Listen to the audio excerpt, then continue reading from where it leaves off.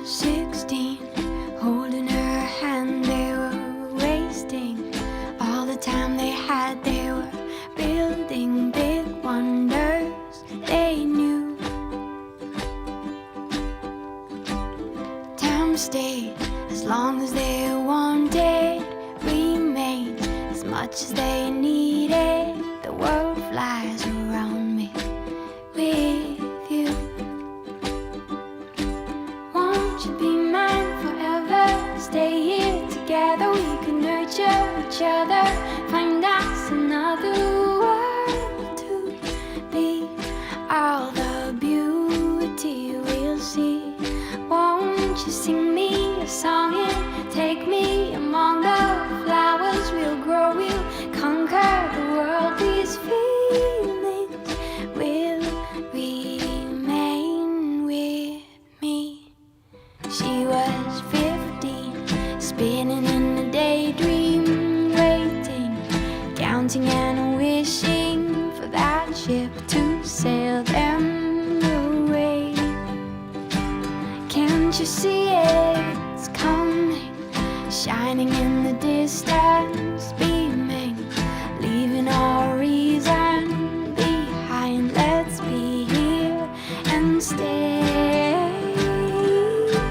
Let's stay here forever, be here together. We could nurture each other, find us another world to be. All the beauty we'll see. Won't you sing me a song and take me among the flowers? We'll grow, we'll conquer the world. These feelings will remain with me.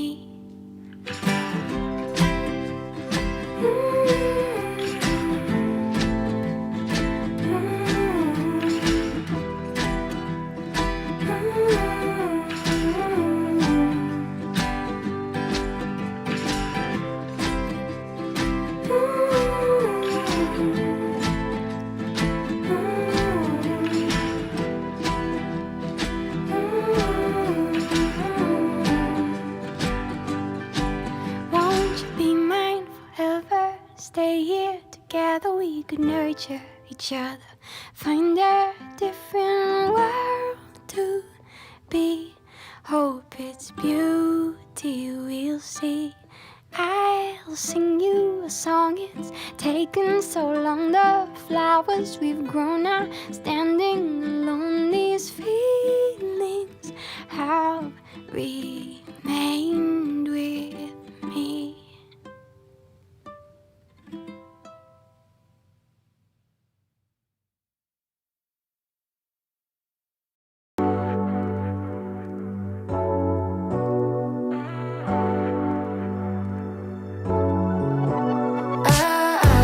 Got me upside down, spinning around you. Wanna taste the clouds, dance with the moon. Take a trip around your body. Boy, I love the way you got me. Starry-eyed, got me starry-eyed. Losing all my focus, I can't even control it. You know your lips are golden, baby, get me high. Touching me like lightning, yeah, keeping it exciting. You know exactly what to do to blow my mind. You're from another planet, I've never felt like this. I don't know how I ever survived without it. I'm starry-eyed, got me upside down, spinning around you. Wanna taste the clouds, dance with the moon. Take a trip around your body. Boy, I love the way you got me. Starry-eyed, got me starry-eyed. This bed is out of space, just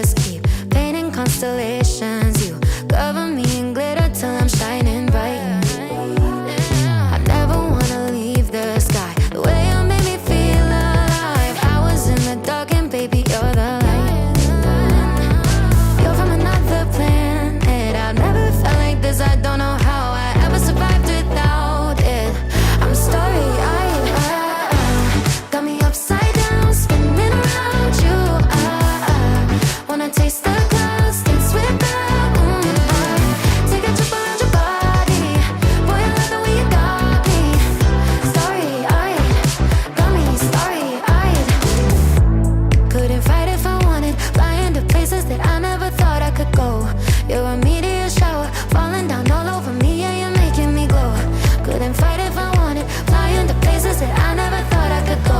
Starry-eyed, got me starry-eyed. Yeah, got me upside down, spinning around you.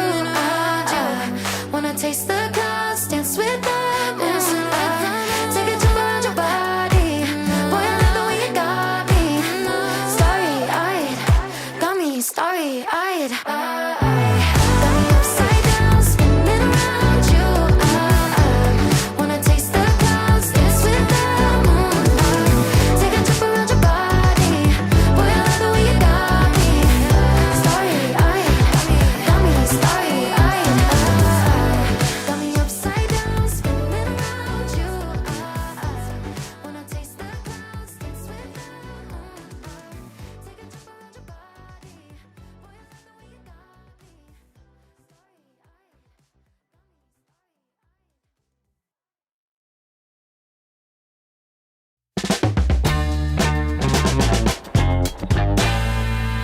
A shame, think something new under the sun. You can't take back them things you already done. No. You blame things that you do on somebody else. No. But they all see is you need help. Oh, but still you try so hard to cover up your games. You try so hard, hoping that one day something gon' change. You waste all of your time covering up your tracks. Spend all your days running away. You gotta watch your back, and that's the facts. You spend so much of your life scheming and trying to get over. Got you wondering why you come around. All you get is cold shoulder. Yeah, you try so hard to cover up your games. You try so hard, hoping that one day something gon' change. You try so hard. Yeah. You try so hard. You try so hard. Yeah. You try so hard. Give me, Can't run away from you.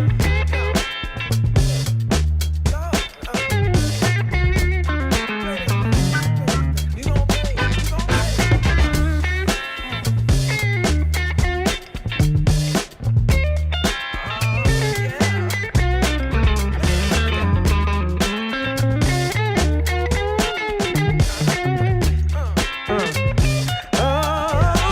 Still you try so hard to cover up your games.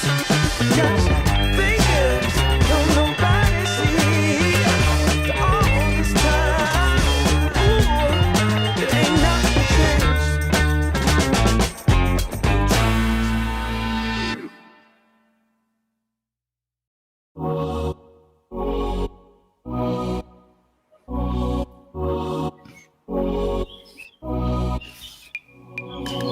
Nothing out there could ever stop me.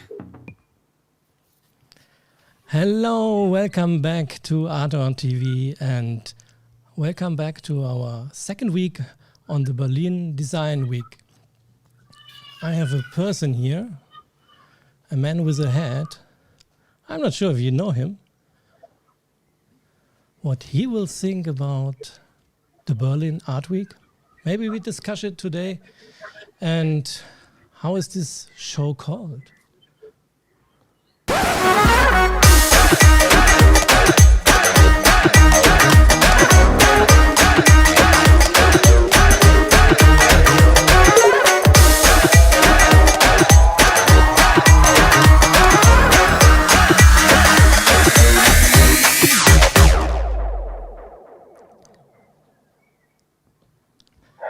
And here is the only one, Ludwig Möller. Hi, Ludwig. How are you? Thank you. I'm sitting in the sun. Finally, we have some sun here in this town, so that's really great. And it just came to my mind that all the beginnings of the show, we just missed to present ourselves. Nobody knows what's your name, right? But there is a name. Maybe we can change. Do you want my name? Yeah. Oh, yeah. Okay. Okay. Well, so today I'm Dr. Ludwig Möller, and you are. So, Stefan, can you tell me what we can expect this week for artort.tv meeting the moving stories here on these different channels? Well, if Ludwig had told me, I could tell you now, but he forgot to do it. Yeah, Stefan always doesn't know anything. So please, actually, it's a really great week because today we move kind of into the educational part of the Berlin Design Week, and it starts with Ivan today, giving kind of an overview of alternative education, and it's also kind of preliminary of tomorrow when we want to present Moving School, because a lot of people always ask me, what is it? What is Moving School? What are they doing? It's just too strange to me. So tomorrow, at the pandemic, people always say, "Hey, Moving School. Oh, we have already done this 16 months now. Moving home, moving not to school, moving somewhere with the parents." And tomorrow we talk about Moving School, and you're the founder of Moving School. And on Wednesday, on Wednesday? Today is Monday, right? Yeah, but on Wednesday, after tomorrow. Yeah. That's also very great. We have Raphael Chikukwa from South Africa. So we will go to South Africa. He's the head of the National Museum of Modern Art, and he's talking about imagining the future of design in Africa post-COVID. So that could really also be an interesting talk. I'm sure we are the first who are talking about this topic during the Berlin Design Week, don't we? Yes, I'm sure. And after that, from Friday, Saturday, Sunday, Moving Stories will have another theme called Courage and Hope. So we want to discuss these two topics, words, also in context of the Design Week, but also in this wider context of the pandemic we live in. Wow. Lots of things are happening this week. So if you like, stay here. And what very important is you have always the possibility to join the show. Yeah, if you want to ask Ludwig where you bought this lovely shirt, you can write all the comments. We are also on some other different platforms. So if you like, write there. And if you're not shy, you can also call us here in the studio. So Ludwig, something more? Nobody can write down this number. It's too quick. Yeah, I know. But just leave it there for a while. For a while, okay. Yeah. So then we only can see you. Okay, no problem. It's a German Vorball. That's a nice word. And then 157-310-77244. I hope I paid the bill so that people can call me. You have that now. So, and today, the first keynote we have today is in this week is from Ivan. Is he here anywhere? Have you seen him? Come out. Ah. Hello. Ivan, welcome to our show. Oh, sorry. Look, there is someone else. Thank you. These are our guests today. Yeah, that was Samuel. We will come back to him shortly. But now, welcome to Ivan Kirchgaesser, Dr. Ivan Kirchgaesser. He's an independent queer researcher and writer based in Berlin. But right now you are in Holland, right? You're sniffing the tulips. What are you Yes, doing that's in Holland? right. I am on a family visit, so I'm actually staying at my mother's place at the moment. It's really funny how in pandemic times you get to do presentations from the weirdest places. Yeah, and we hear a lot of water behind you, or isn't it water, or what we can hear? You're not supposed to hear water, but you never know what's happening in the internet connection with the water. Look in the bathroom, maybe water will swipe you away. Okay, yeah, we know the Netherlands. I hope the water will pass. Yeah, the Netherlands are really close to the water. Let's see. So Ludwig, where do you know? Yes, actually. Yeah, Ludwig, where do you know? I'm very close to the water, indeed. Yeah, Ludwig, where do you know Ivan from? Yeah, actually, I think it was almost 8 years ago. I traveled to Oxford Brookes University, being invited to present Moving School. And at that time, Ivan was a master student there, and it was a master of the social sculpture research unit, right, Ivan? Yes, that's true. Yeah, led by Shelley Sachs, who was working with Joseph Beuys, the headman you just saw. And many people maybe don't know Beuys outside of Germany, or if you're not an art person, but he was a very influential artist, teaching in Düsseldorf Art Academy and participating several times in the Documenta in Kassel. Every 5 years we have here the world's most important art show on contemporary art. And he did kind of revolutionize the how we think about art. You know, one of his famous sayings was, "Everyone is an artist." And now today, Ivan is kind of the third generation, but kind of doing also his own things and thinking his own things.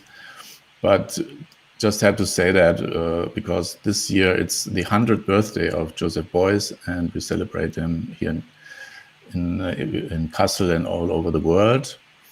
Now today, so at that time, we met, and I was really quite touched by the way you were studying at the time, the possibilities you had, like also the freedom to explore through the arts. You probably will tell us a little bit more later.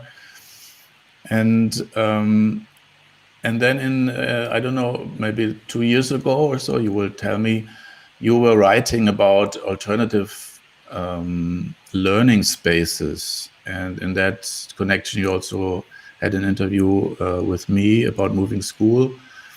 And you presented these papers also in international conferences of education. And I thought this was really a sound presentation, even prize winning at the time. And so I thought that would be really great time today to give us an overview or an insight in your research. So his title, if you haven't read it, is Do-It-Yourself Learning Spaces, or What to Do When You Are Tired of Waiting for the System to Change.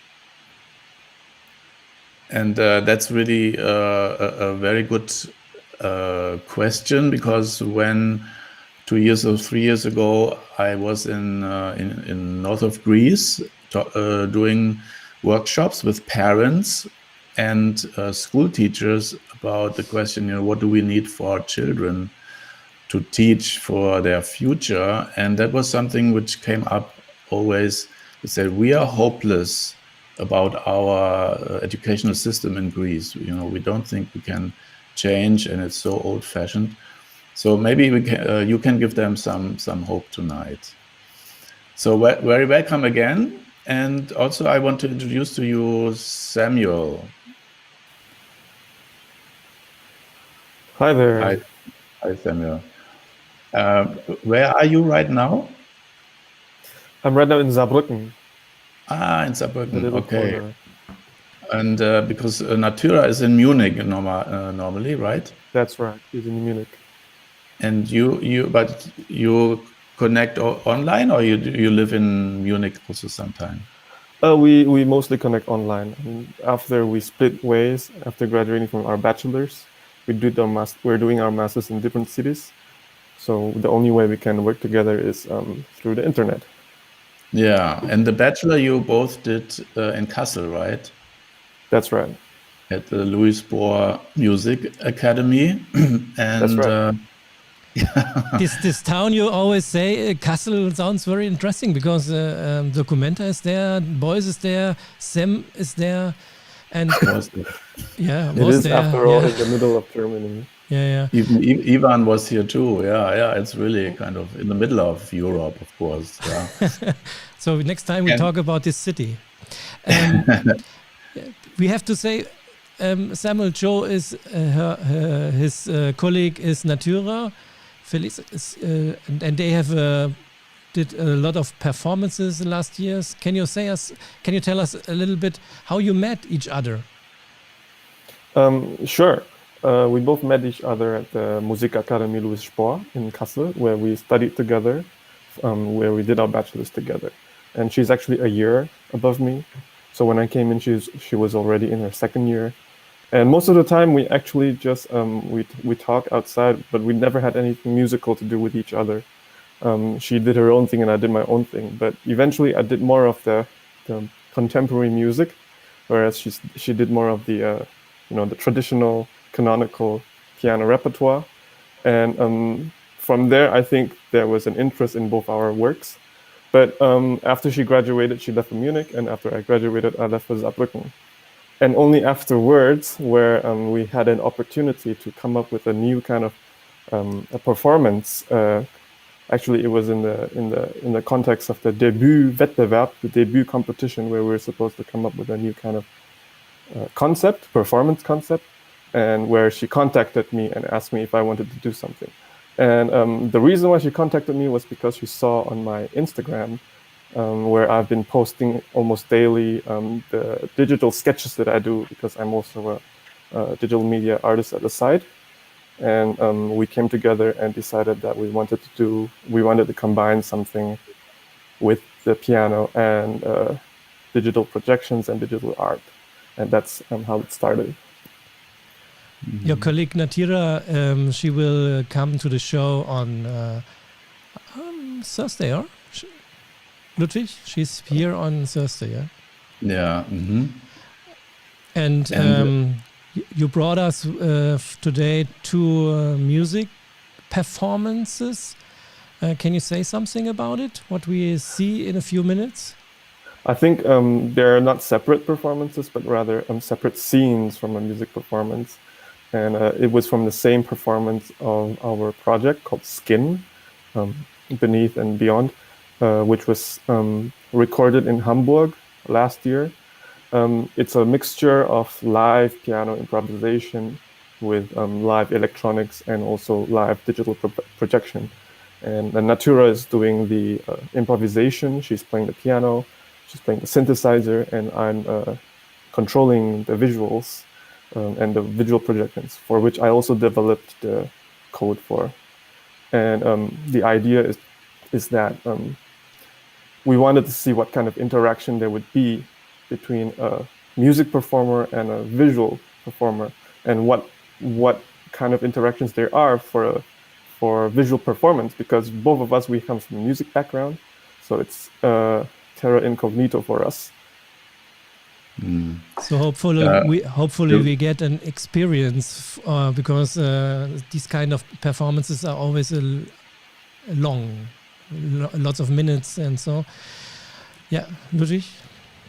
The reason why I mean, there are two reasons I invited you. For one, Natyra also at the time when she studied here was kind of director of music for moving school, and you both, Natyra and Sam, are really excellent pianists. So I've seen them in concerts and were in the piano class here, and even played in my house here the piano in one occasion. So I know they're really excellent classical musicians.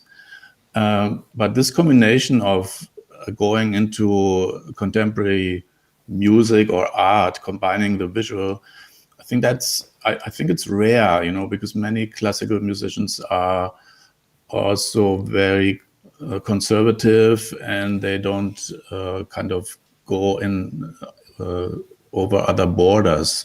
So that's really a great thing to see tonight. And so thank you for being here, Samuel, and explaining to us. And then before we start now with the presentation, we will have first chunk of your art. Exactly. And we will see the first scene of, it was about 4 scenes, yeah, when I'm right. It's the cave people. Enjoy it.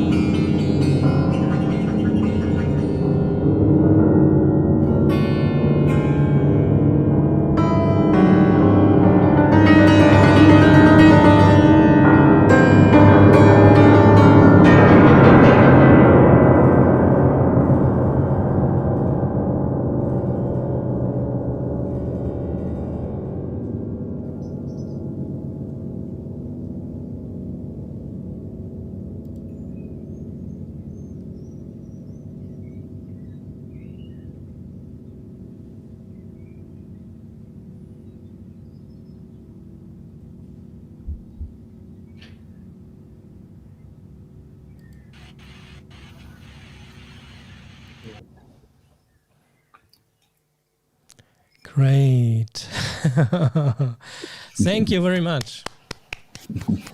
Very nice performance. We see later on in the show, we see the last 10 minutes of the show will be scene number 1, the beginning. Maybe Sam, you can say something about it. When you made this performance? I can talk a little bit about the scene that we just saw, and I don't know why it's called Cave People, but it was a word that we chose to kind of describe the scenes we were working on during the conception process. And what we just saw was that Natyra is using very primitive objects or playing techniques to play the piano, which is a little bit unconventional. Usually, as normal people would do, people would use their fingers to play the piano, but she was using percussion mallets and a plate, I think, a brush, to play the inside of the piano and create noises that are a bit more primitive, more percussive, and not something that we expect from the classical pianist. And for that, we saw lots of black and white visuals, which were actually, I thought it would be a nice idea to have a nice electric contrast to what's happening on the piano. So I chose something very synthetic, black and white, just white lines. It reminds us also of the CRT monitor screens from the beginning of computing, and that's how this scene came about. Wonderful. Can you do you know when it will happen again? Your performances in this year? Do you have any ideas? It's hard to say. It's hard to say because right now, as with everyone, I think with the post-pandemic situation, we are not very sure what's going to happen in the future. But we're actually very optimistic because as we speak, we are working on a new project. So we never know what's going to happen next. So we have to stay tuned for that. Okay, thanks a lot. See you later. Now we come to Ivan and his keynote. You have a little bit of water sound in the background. We don't know what it is. We apologize for that. And Ludwig, anything to say again? No, good luck, Ivan. We are really eager to hear what you have to tell us tonight. All right. Can you hear me fine then? Because the technical difficulties seem to be happening. It's okay. It's a little bit of noisy in the background, but we can see you, we can hear you, so you can start. Perfect. Thank you. Thank you so much. Well, first of all, thank you so much for inviting me.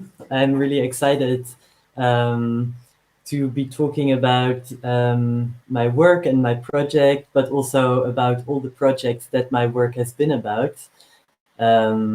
It's picking up on years of research and work that I've been doing. Ludwig already mentioned that many years ago, I did a master's in social sculpture in Oxford. And this was a master that I came to because I was really curious about what Joseph Beuys said. Every human being can be an artist, and every human being can be a creative co-shaper of society. And I was wondering, I know some people who are working with social sculpture are doing projects that look more like art projects in the way we are used to. But Beuys also said something really interesting about how, even a doctor or a baker can be an artist in what they are doing. And so I've been asking myself, if every human can be an artist of their own life, then how is it that we can develop these creative capacities? And what are the ways in which we can use them to both shape our own lives, but also since our lives overlap with society in all these different levels, how that could work. Now, and education is, of course, a space that like almost all of us get involved with over time.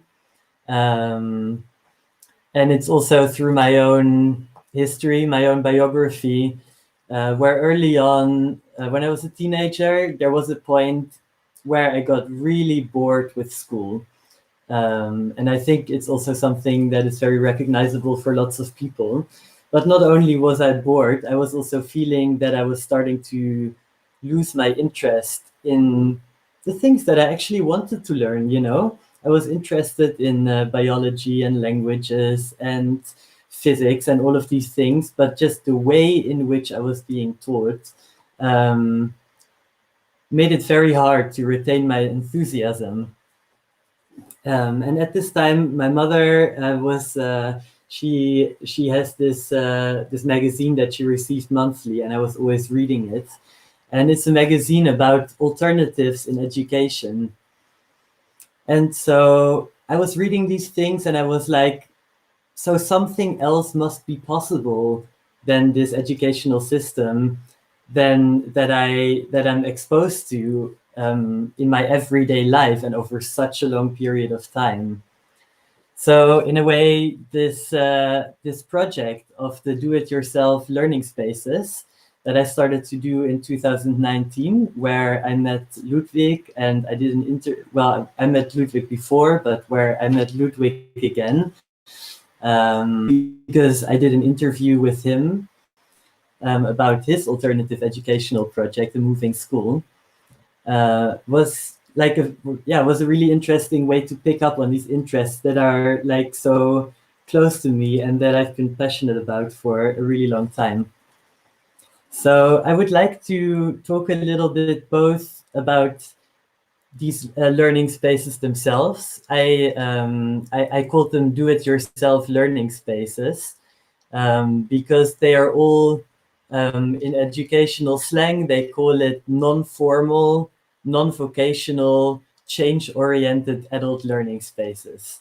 And that's a whole like mouthful of stuff, but it basically means it's like practitioners who are tired of waiting for the system to change. Some of them work inside the educational system as educators or as teacher trainers, but also many of them have said like, okay, the system itself doesn't really provide me with the possibilities to do education in the way that I think would be relevant for the world of today. And it's not just individuals that have been thinking that actually maybe there is like something lacking in the educational system that we know now. Is like a Western system that has been exported all over the world. And it's based on principles that Paulo Freire, the educational philosopher from Brazil, he called it the banking system of education. And it's basically like, okay, this idea, you sit children down in school, you teach them a curriculum, they all get taught the same kind of things, and they basically have to do what the teacher says and are quite passive in how they're involved themselves, and often maybe don't even like understand why it is that they're learning these things. And if you look at how processes of learning and how processes of creativity happen, this is also where the social sculpture comes in. This is where the art comes in, and how the art is connected to learning. Is that in order to learn, the first thing is that like for it to work well is you need to have motivation. And in order to have motivation, you need to see the point of why you're doing these things. I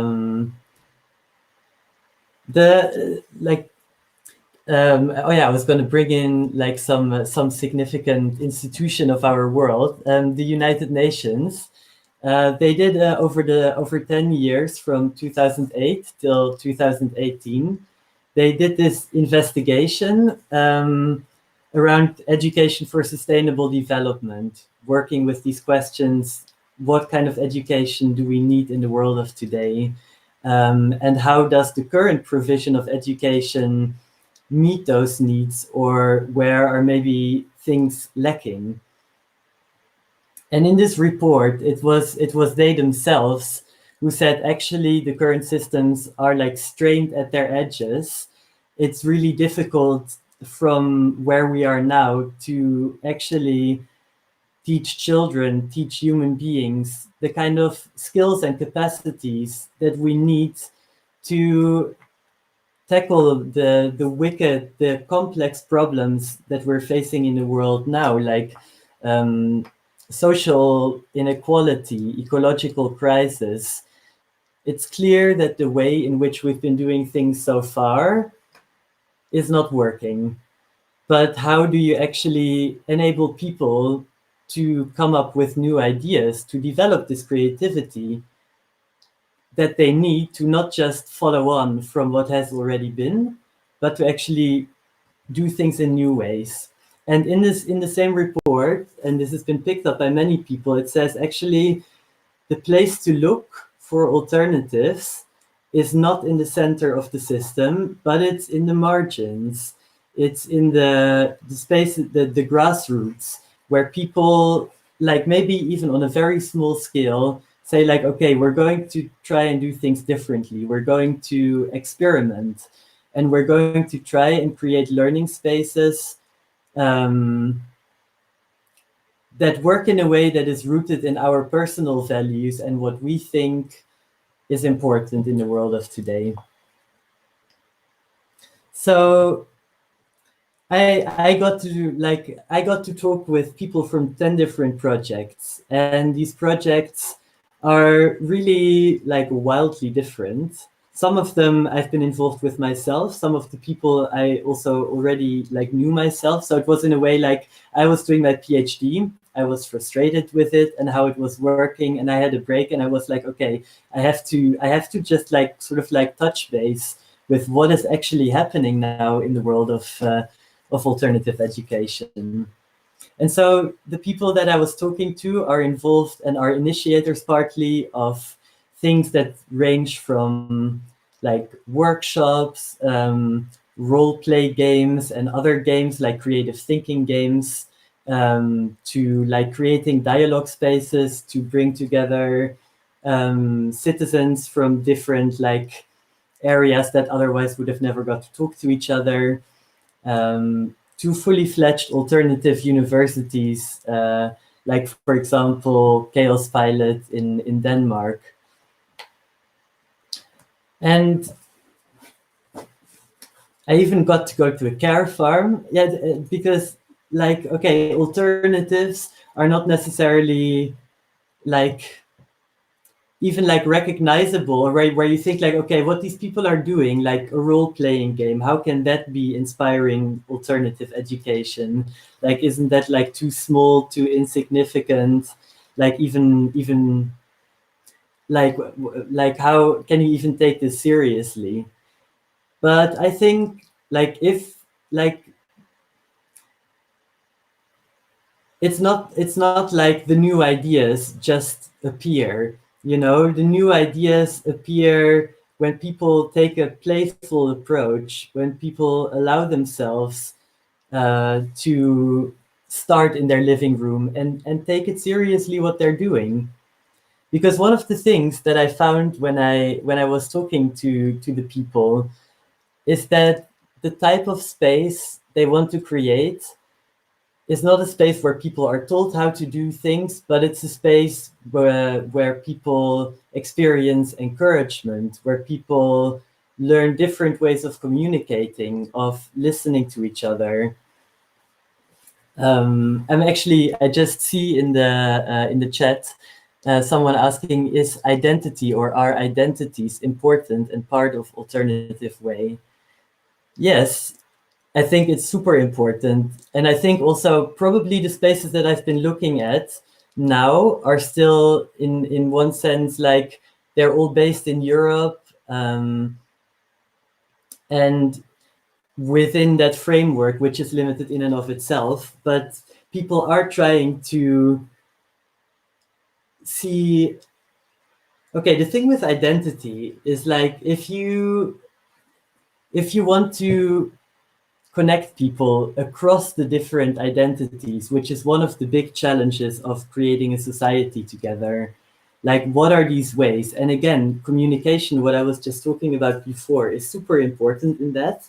And so what a lot of these people have been doing is to actually like create different cultures of communication, listening to each other in new ways, but also involve learning in community and embodied learning, and learning that focuses on developing empathy, intuition, imagination. Like many of these things that actually kind of fall short because there is not really space to focus on that within the educational system.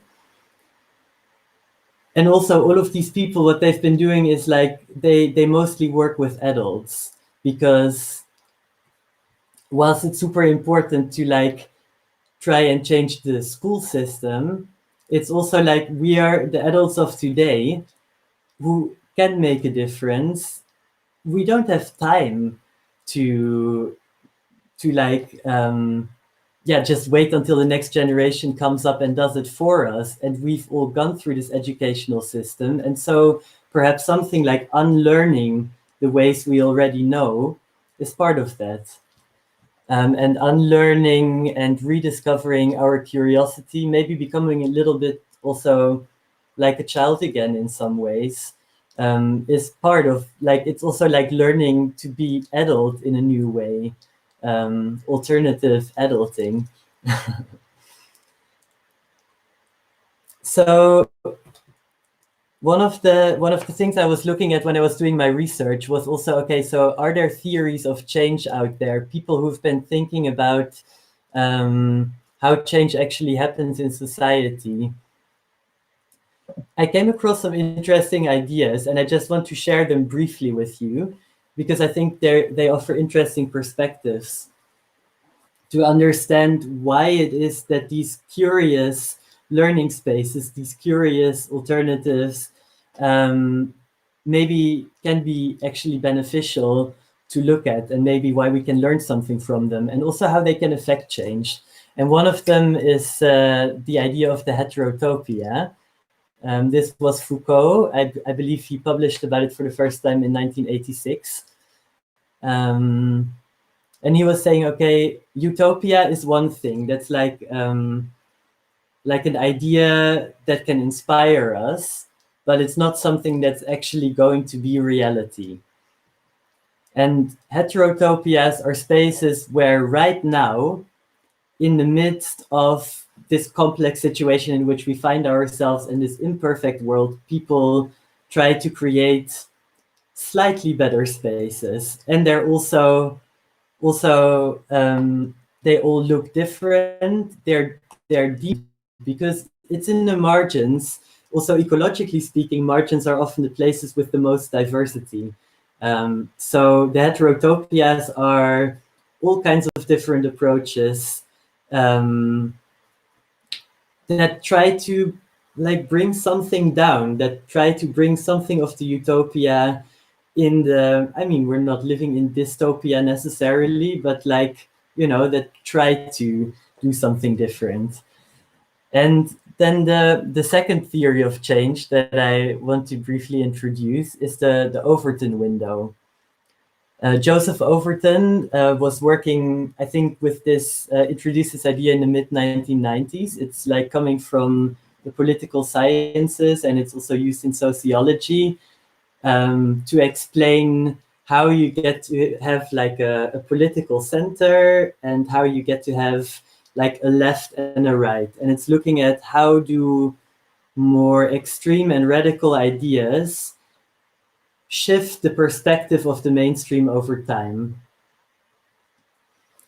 And I think you can apply this, like not even just like politically speaking with like the margins being left or right, or the radicals being left or right, but it's also like in as far as an educational system embodies a paradigm, the alternatives of the paradigm are also like radicals on the side. And he was saying that change happens then, like the Overton window, this window of normality starts to shift either when the people who make their case for different perspectives from the margins, either if they go on long enough, so eventually people start to get used to these new ideas and slowly the window starts shifting in their directions.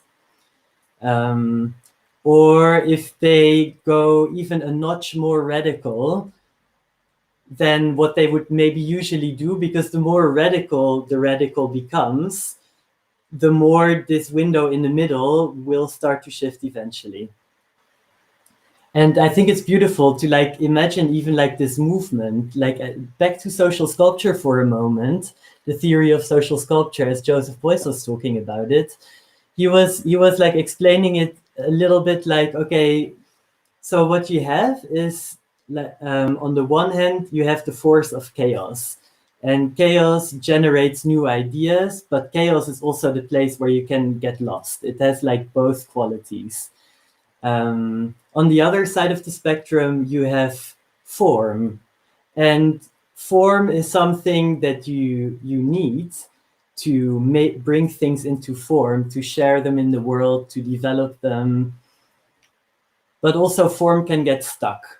And so from a social sculpture perspective, you could say that these established educational systems are stuck in their frames. They can't really move anymore. So this is like where in the middle between chaos on one side and the form on the other side, you get movement. And the movement is not just movement between the two poles, but it's also got to do something with love. And it's got something to do with like a quality of attention that you pay. And it's interesting that like like on the one hand you could say like, okay, it sounds cheesy, okay, to change education maybe we need love. But if you again look, for example, at scientific research about creativity and learning, it's not actually so far-fetched, because if you love something, or if you get to love the world, or if you get to love society instead of like just like shutting off, you know, and stop being interested and being cynical, it is, if you're going to find the energy to do something, to like start an experiment yourself, or to even like try from wherever you are in the system, whether that's education or anywhere else, it's like care that makes the difference. And so I think it's like, it's not just what we can learn from these approaches and these people working in these different ways. It's actually something every one of them spoke about. It's something about like the quality of the personal connection you develop. And yeah, like the passion with which you do your work, which makes you put in the time to try out new things and so on. So I think it's really beautiful that actually in this theory of social sculpture, love is in the middle, because love is not a cheesy thing, but love is actually a super motivating force and the best source of energy that you can tap into. Right, let me see what time it is, how long I can still go on talking. I would also love to have a brief look at the comments and maybe see. The people like you, and we like you, and we like to listen to you. So go further on if you have to say something more. It's okay. The time is totally with you. Okay. Well, maybe I can say something about struggles now, because I've been talking a lot about like the positive aspects and like the excitement and the passion that has to do with love. Love for the world, enough love to try and want to make a change and not give up. But obviously, like all the people also talked about how difficult it is to like keep on going in a world where it seems like the change is just incremental and you don't even really when you get to have people in an entire course for a year, let alone if it's just a workshop or something like that. But how do you know that the things you are doing are actually going to make a difference. Plus, people might have like big ideas of who they would like to reach out to, but in practice, like if you start off by yourself, okay, and you can start off with your friends, and that's amazing because you probably can create like good connections with your people, and you can create learning spaces in your living room. But like how can we scale out our projects? How can we reach more people? How can we not just preach to the converted, if you so want? How can we even make our projects financially viable and not go under? Because in a way, like, yeah, to make these things sustainable is, I think, part of the love work that these people want to do.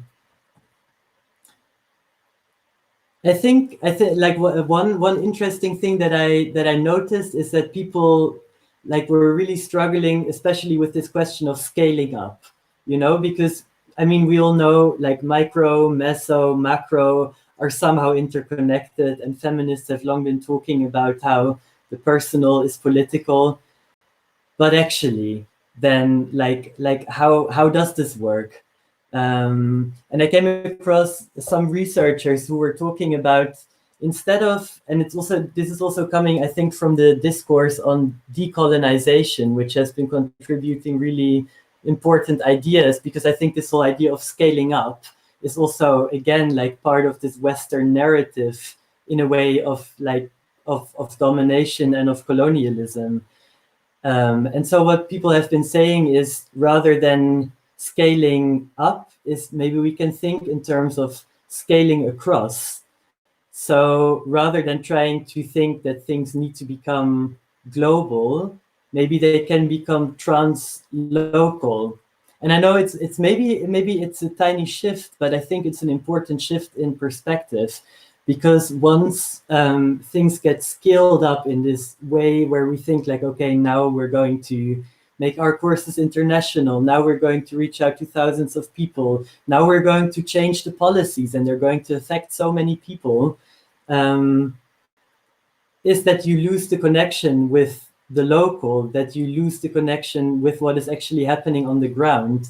I have heard so many teachers like get desperate about like how like this is not the United Nations, this is some other big body that like organizes things, like the European Union. You know, they have good ideas about how to make education better, but then by the point it arrives at like the desk of the teachers, they have super limited time, they're under a lot of pressure, they can hardly actually like manage to like integrate all these beautiful ideas that sound so good in the European Union reports, actually bring them down to the ground. And so, I mean, when I ask this question, like what to do when you're tired of waiting for the system to change, it's a question I ask myself. And it's like, it's a question that I keep on asking myself all the time, because the point is like, there are no ready-made solutions. And there is no way that like, even if I set something up, that I can prove the impact. But I do think what is important is that everyone, and I think this is also something that Joseph Beuys would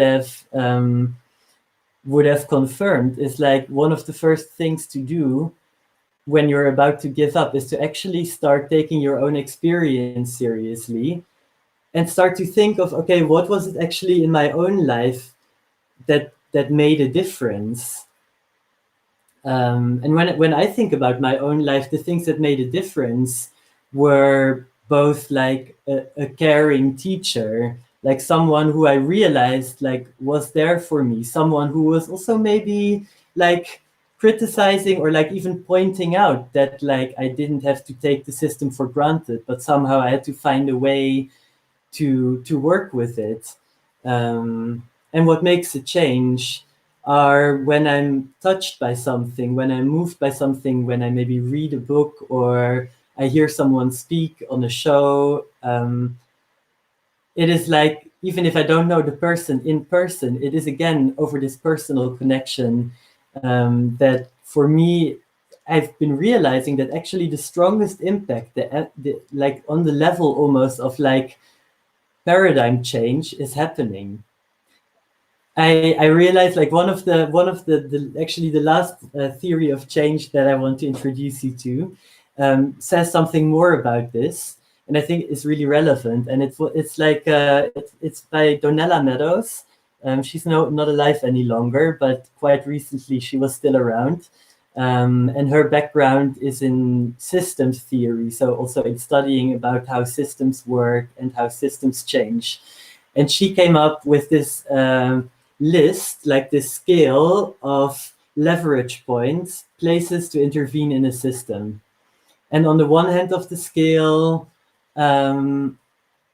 was like, you know, like change that can happen on policy levels, for example, where you shift something with numbers, or you create a different set of rules, like with the European Union, what I was telling earlier. Actually, they got some beautiful ideas about changing school and changing the structure of education so that creativity of people is something that like gets strengthened and so on.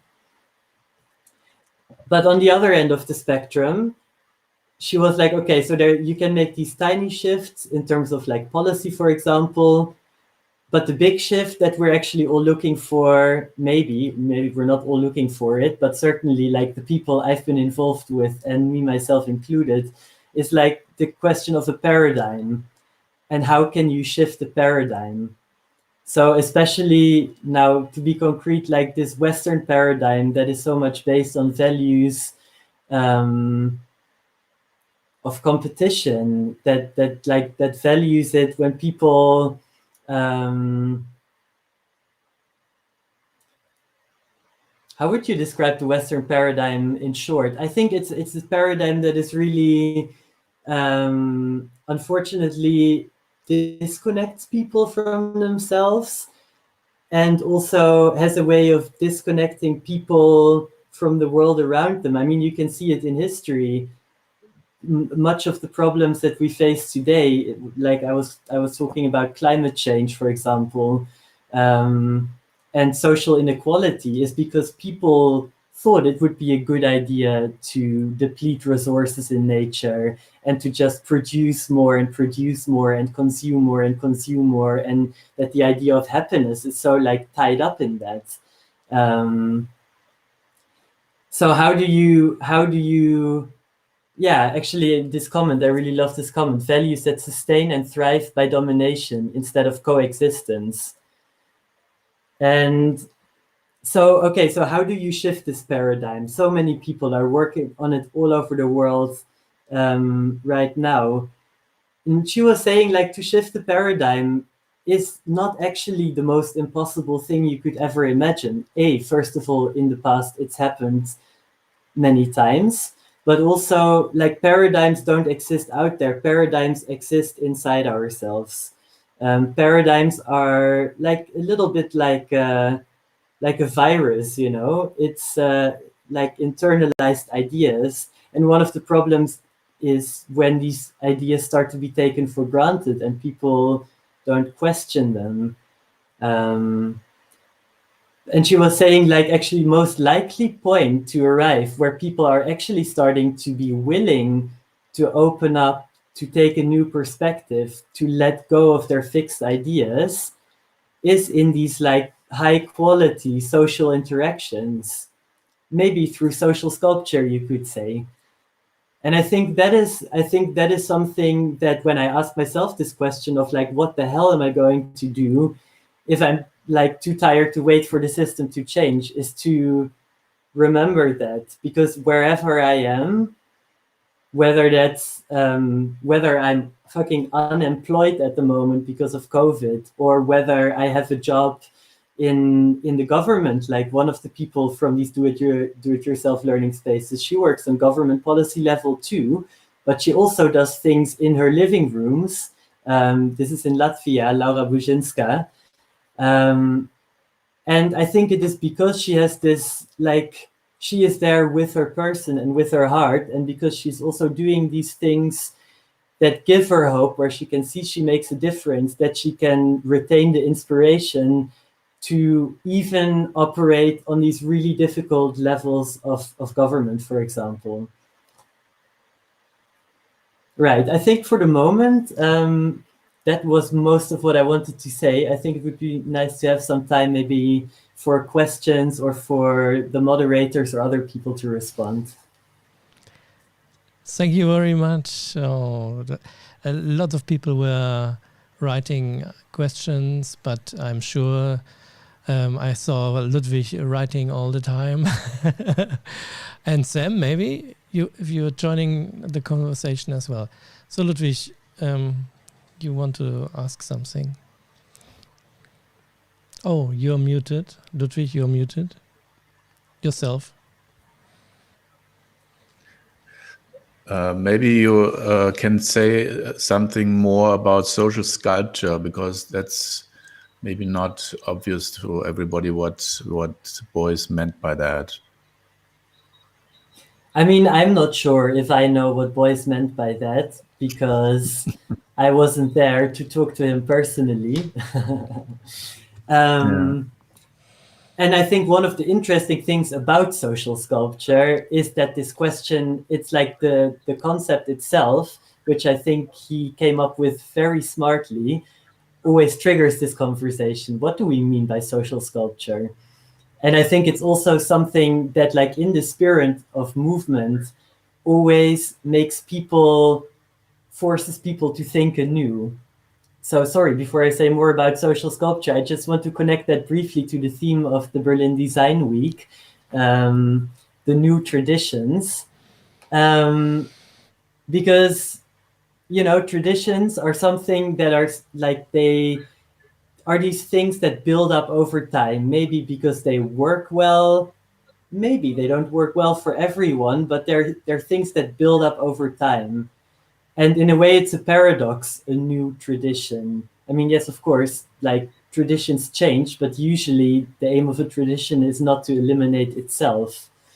And I think, as with the new traditions, the idea of social sculpture, part of what social sculpture is about is always thinking anew, is always feeling anew, is always trying to perceive anew, and keep on being part of a creative process that can happen in any moment. It's even happening right now, where we're talking and we're dealing with, like, all the limitations of the technology and, like, trying to focus while I see myself on the screen, like, 2 seconds behind and shaking.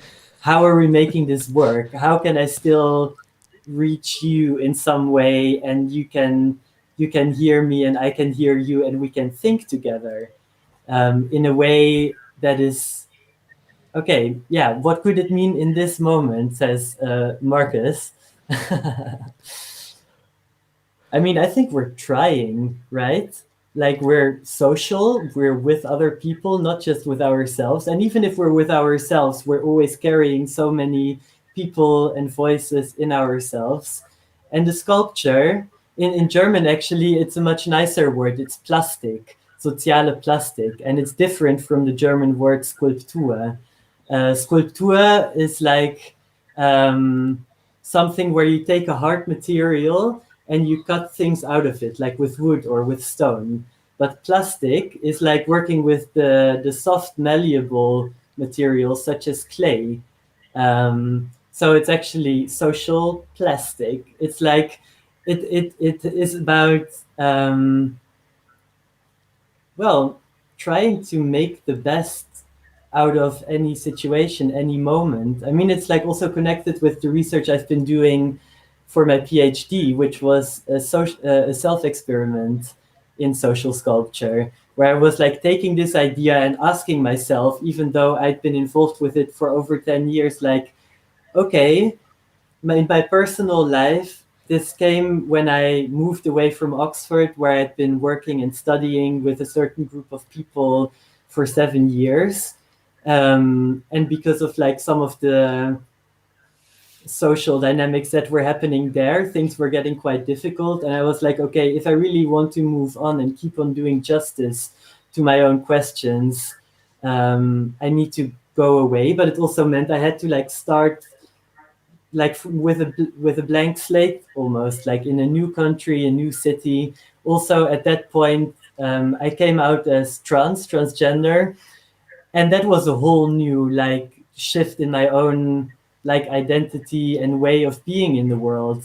And a lot of unexpected things happened. And like, I was wondering all the time and reflecting like, okay, so where amongst all these like limitations that I also encounter and difficult situations, where is my agency in all of this? And yeah, I mean, the question, or like, there is not one answer to that, and people find that really annoying. But it's like, I mean, if you got a fixed answer to a thing, then you're not going to go on, you know? And if movement, permanent movement, is in a way the key, maybe there's something in that.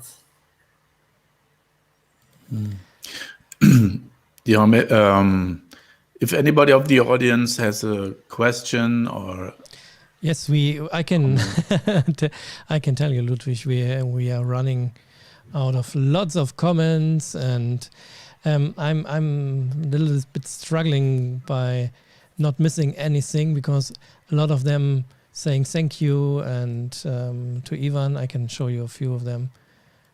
Yeah. Actually, there was one comment that I saw that I want to briefly respond to as about I think it's a reference to Ludwig's social catwalk project, where someone is saying Studio Chang is saying life is a catwalk, and I think it's a bit like that, because I mean, I don't think life is a performance in the sense that the performance is something artificial. But I think, yes, we are always consciously or unconsciously making choices about how we present ourselves. And not just how we present ourselves, but how we give ourselves, and so on. And I think there is this possibility to, you know, like, we're never going to make everything conscious. We're never going to make the perfect rational choice, because that's not how human beings work. But there are all kinds of ways of like tuning into our own experience, like listening into our soul, if you even want to use that word. I mean, I sometimes use that word because, you know, when people just talk about mind, it sounds so heady, and there's like, I know there is so much more going on than that. And in a way, I think, like, you know, your soul expresses itself in so many different ways, and it talks to me in my dreams. Like, you know, I think like my dreams are always really interesting sources of information. I can learn so much about myself from just like paying attention to my dreams. And all of these things contribute to my own awareness of how I am, and my own awareness that then can sort of like feed into maybe making slightly more conscious decisions, maybe having a little bit more creative agency, and being aware that actually, you know, like everything is happening against the background of unexplainable things. If you like, we can go through some comments, some questions I was collecting. If you like, I go them each by each. I'm seeing one where someone asked about a concrete example of a do-it-yourself learning space. Yes. First of all, I want to make a little plug, because tomorrow Ludwig is with other people together going to talk about moving school in a lot of detail and a lot of depth. So I recommend you tune into that and listen to that. And also, I've been writing up all the interviews with all these people involved in a different project, and they are available on my blog. My blog is artistsofsociety.com. And there you will see a link to do-it-yourself learning spaces, and you can see them. But I'm also happy to like name some names, because I think it is really interesting, and I missed out a little bit on that.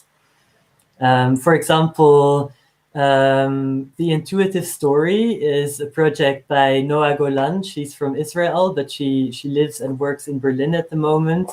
Not only, but also. She works on a lot of interesting things, but like the Intuitive Story, her project is a time travel role-playing game, which is like done in such a way that it really like hones people's sense of intuition. So it's also like, for example, the quality to not start with a plan or with a preconceived outcome, but actually entrust yourself into finding a story together with other people.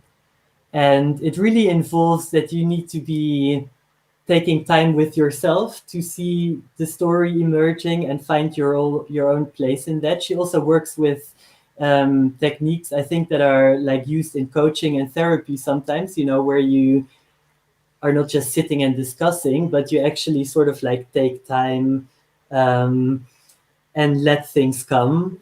And then it's about like really listening into the other people, what they contribute, and how the story unfolds from their side. Because in the end, you still have to like, you don't know what the story is going to be. You create the story together.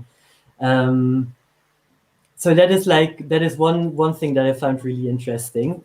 A completely different kind of approach. I already mentioned Laura Buzinska from Latvia, who does these vakreshen.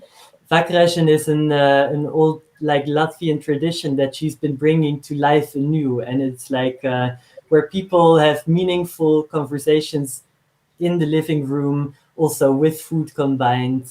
And again, I mean, it works in similar ways in some sense as the Intuitive Story, because it's this open-ended approach where people come together to talk about issues that are relevant in society at the moment, that are important to reflect on, like things like racism, mental health issues. Yeah, and like another example, deconstruct education is my friend Mette from Denmark. She works in schools with teachers, and she's been re-evaluating the teaching materials, and especially looking at like issues of representation and racism that is just like inside how the teaching materials are created. So she both works with the people who make these teaching materials to shift things there, but she also works in schools with kids concretely to make them like reflect on these things and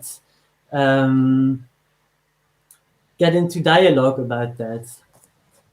And maybe one last example, which maybe is interesting because it's on a slightly different scale, again, is Chaos Pilot, is this alternative design school in also Denmark, I believe, actually. Mm-hmm. So you can see this is like all European initiatives, and I wish there would be people out here who could talk to us about other alternative spaces that come from different mindsets from other places in the world.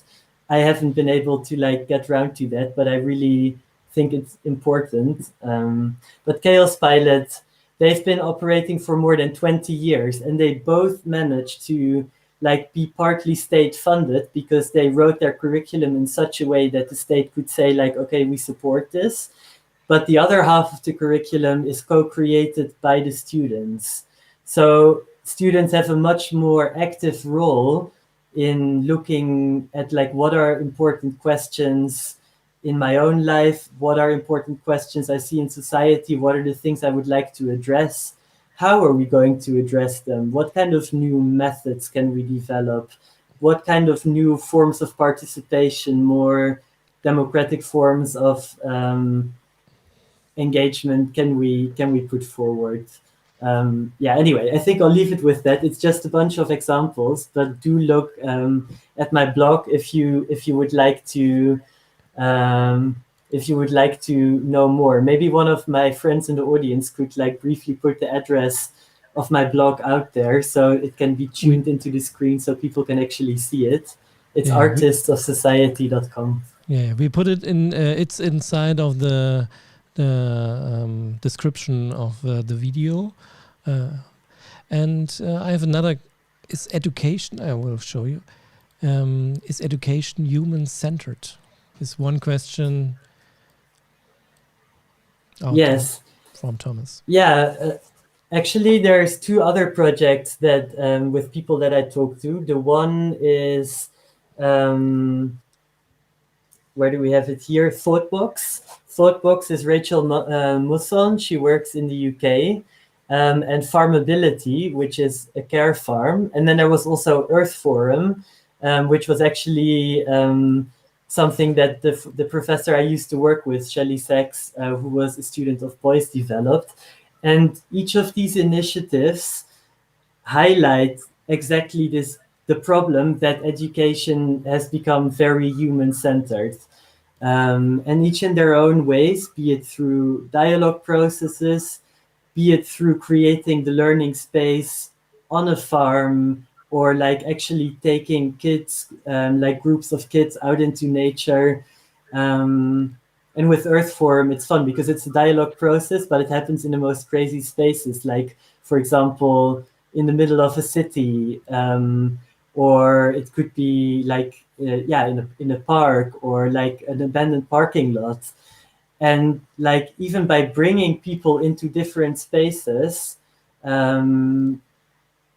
they try to, like, education is very site specific, and what you can learn is very site specific. And even the fact that so much of education happens inside a classroom determines so much the way we can think and the things we can think, the ideas we can have.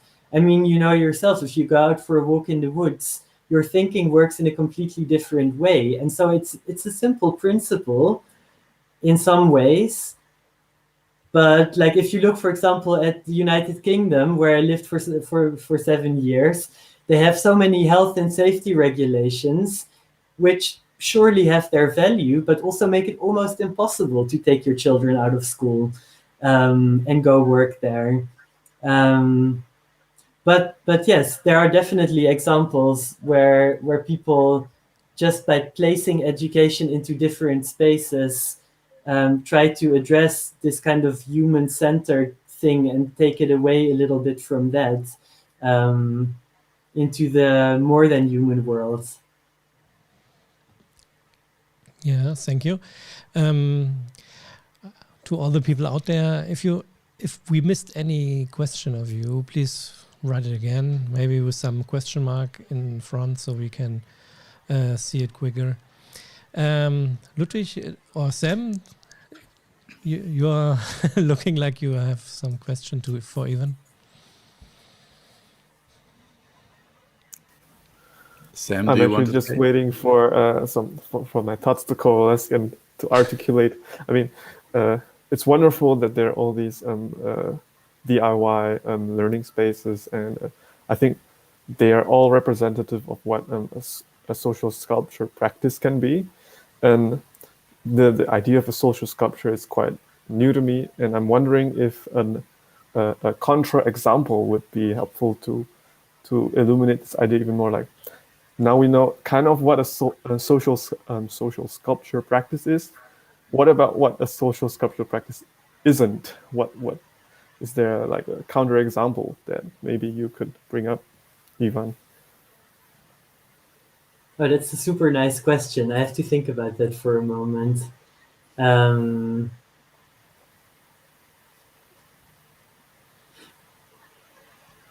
Well, I guess, like, I've been joking that I would like to, like, give people awards for really well done situations they've created. And I think a counter example therefore would be, okay, what situations don't work well? And well, I mean, if I think in terms of education, I can think of plenty of things that are not done well. From what I was just saying, like, where the systems are so stuck in what they are. Like, for example, in the UK, where there are so many issues with health and safety regulations that you can't even take kids outside. I think that's a counterexample. But also, kind of like social breaking practice. Yeah, it's like a social breaking practice, a social inhibiting process. I mean, if you work with clay and you don't treat the clay well, it's going to crack. Before I came to social sculpture, I was actually working with clay. It was one of the main media I was involved with in art school. And whilst that is not a social situation, it's more like, okay, if you don't pay attention to the clay, if you don't get to know your material really well, which you can only do, again, if you love it in some way, your sculpture is going to break. Thank you. Ludwig. I mean, there's still this question, you know, what do you do if the system doesn't change? Because I think a lot of people maybe watching us are, you know, in an activist field or really longing to change the system, and there's a lot of frustration out there, you know, that it's not changing or not changing fast. So what is your practical approach to that, like to avoid this frustration or actually find a way for change? You mean in my personal life? In a very practical way, yeah, can be. Yeah. Well, very practically, I mean, I try to choose my work in such a way that actually the work itself that I'm doing keeps on reigniting my own little sparks of hope that it's still worth to keep on trying. And actually, it was funny because I wrote a paper about this project, and I was reading it yesterday in preparation for this talk. And there was this sentence where I was like, oh, thank you, former self, for writing the sentence down, because like I really need this reminder right now. I really need the encouragement right now to not give up. And it was this sentence where I wrote, a former version of myself wrote, more important than waiting for the perfect idea, the right way of doing things, or others to act on your behalf, I would argue, is taking it upon yourself, daring to take the first step, and start with something in your capacity. Because, I mean, it's tricky business not giving up hope. And for me personally, like at the moment, I don't really have a job, for example. So I don't have a very concrete context in which I can do my work. I'm busy trying to create these contexts with other people. For example, like with one of my long-term collaborators, Marcus Stefan, who's also in the audience, I think, we were just talking recently. I was like, okay, I finished this PhD. What am I going to do now? Am I really going to go through the hassle of applying for some academic job where then I have to struggle with that? Or is this maybe the moment where the two of us can start doing something together? So I think we're maybe on the brink of starting our own alternative educational project right now. We'll see where that takes us. But also, like, when I was feeling not very inspired and motivated, I was like, okay, you know, maybe I should just like get a job at a vaccination center, or like just be somewhere where I can interact with people, because I feel like, and I've been doing this a lot in the pandemic, where my kitchen table has become one of the main loci for my social sculpture work in some way. I mean, for me, it's not like work is not separate from life. The interactions I have with people on an everyday basis, or even the way I shape my relationships with people, and how I communicate with people and how I try to make things work, is for me social sculpture. I mean, we had this on Saturday in this talk with Alf Rehn, that also someone asked, what to do, which idea to take. There's so many things to do, so many ideas to do. And he also said, just start with something. If you're waiting for the for the ideal situation or the idea thing to do, you will not. I mean, you will die unless you find it. So it just takes something which is before you, and anything will lead you to some innovation or some change if you're really serious with it, to develop it. I would like to ask. Yeah, and I mean, sometimes, sorry. Yeah, I was just going to say, I think social sculpture is so much about like active doing things, but you can't always find something new when you're just doing stuff all the time, because sometimes you just don't know. Sometimes you just have to live through phases where you have no idea what to do, where you feel shit, and where you just allow yourself also to fall and to wait until something changes, because it's not just us doing the sculpture and the movement, but it's also the world around us that makes the movement. And maybe and I'm sure you read the comment of your friend Markus Stephan when he was saying something from boys, by peeling an orange can be social sculpture, and that at the end that you will be try to use another route. And they discuss it here in the chat also. I see Chang, he's totally understanding this technique of peeling. Yeah. And this is why Marcus and I should work together again, because if I don't find the right way to give an example, maybe he can do it. And that's also social sculpture, to find the right connections to work together with and create communities of learning. Yeah, and I'm sure at the moment a lot of people out there are walking with us, in this way. Yeah, and it's very interesting. And join us. If you have any questions, leave on. I want to just a short interruption, because I would tell all the people out there that we will see a longer view on the performances of Samuel Cho, and at the end of this show in a few minutes. So stay here, and it will be very interesting. Yeah, I want to enforce what you said. In many circles, where people talk about change, it's so much individualized. It's so much about the single psychology, individual. You have to change. If you would just be a better version of yourself, and so on. And we really neglect the societal situation.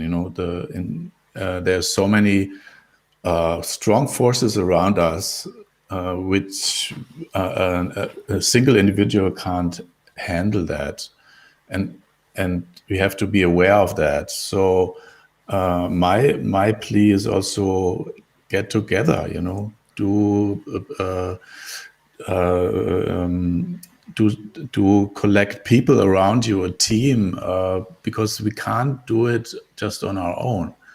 And I think the Friday for Future movement, has shown that it's not a question of age to make your voice known, and it became a huge movement, even by this single girl standing there, with her plate, this asking for climate change. So I think that's very important to team up with other people. The other thing you said also about being discouraged and have hope. I mean, that's what we see right now, that throughout the society in many countries, depression is really rising. amongst the young people, the older people. Also because you can't do anything. You're stuck in your home, and also we don't know what's going to happen. Yeah. So my question also maybe to the audience: what is the courage you have to have right now, and what is the hope? So you also mentioned that the motivation to go forward. Because we need to do steps. We can't sit and discuss too long, but we have to go. But how if you don't have courage? How if you don't have hope?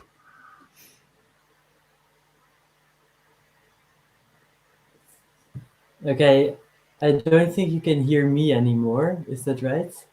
We can hear you. Really? Okay, because my screen is frozen. I was just wondering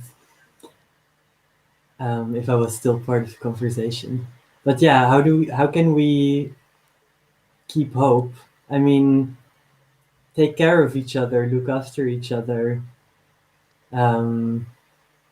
make life a little bit more worth living for each other. Maybe that's the way we can keep hoping.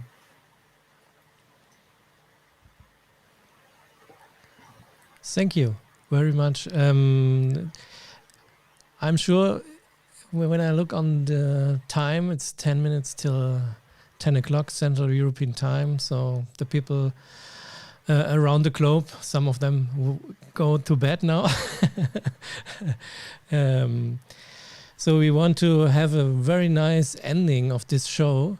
But before we talk about this performance, Ludwig, what can we expect tomorrow for the people who weren't here at the beginning of the show?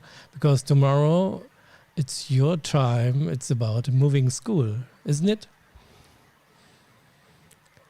Oh, I can't hear you. You have muted yourself. Okay. Okay, tomorrow, it's also in the Berlin Design Week. The 1st of June is dedicated to education. So if you look at the program for tomorrow, you find other talks, panels, and so around education, design education for the future. What kind of education do we need for the future? And so we just wanted to give give you an overview of what Moving School does, where we are, and that's done through interviews, taking in some of the people who work with us.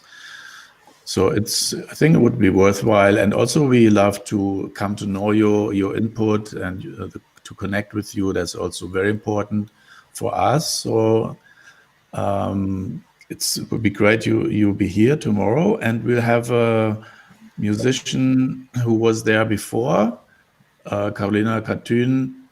She will be there with her performance and also in person. And we love that because she was also part of the beginning of Moving School. And we can see Ludwig is turning down the lights. Oh, he's moving. Oh, I'm sure he's taking some candles. Yeah, because when he's speaking about climate change, we have to think of this energy we are using, and we want to use it in an effective way. And I'm sure it was a very lovely evening. And thank you, Ivan, for this great inputs you gave us. And if you find time, and you had the time, you watched all these comments on YouTube or Facebook or LinkedIn, and I haven't seen on Twitter. All the people are happy for this, what they hear tonight, and we're part of it. And now we are part of the second part of performance of Sam Cho. It's called The Painter. Samuel, I will say thank you to you as well. And the whole performance is around 10 minutes. So we say goodbye because this will be the end of the show, and stay there. It will be fantastic. See you tomorrow at 2021, the time of the year. Bye.